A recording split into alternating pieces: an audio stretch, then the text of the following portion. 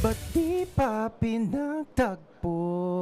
Puso'y gulong-gulo. Huli na ba ngayon?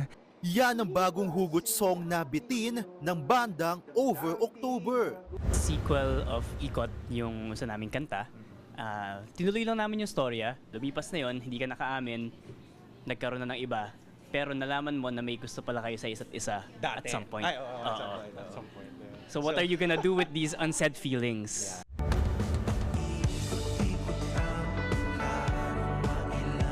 Dahil sobrang naging hit ang Ikot na milyon-milyon ng streams online, pressure nga ba ang grupo sa magiging kapalaran ng mga susunod nilang i-release na mga awitin? Hindi naman pressure. Hopes. There are hopes na mag-equal or mag-surpass siya. But even if it doesn't, I think okay lang. Kasi parang, like what Anton said, gusto lang naman talaga namin magkwento. More pressure to just keep expressing. Ganon. It's the thought process isn't really, ay shucks, ang laki ng ikot, kailangan sundan. Nothing like that. Hanggang ngayon, hindi pa rin makapaniwala ang Over October sa kasikatang kanilang natatamo matapos ilabas ang Ikot at iba pa nilang songs.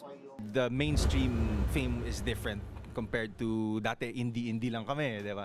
So now, pag nilalapitan kami sa mall or something, or kapag nag-gig kami, tas pagbaba namin, dami lumalapit para magpa-picture, sometimes it's jarring.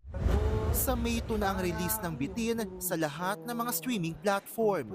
Nagbabalita mula sa Frontline, Von Belinario, News 5. Mga kapatid, ito po ang inyong K-Alaman Queen, Kalad Karen.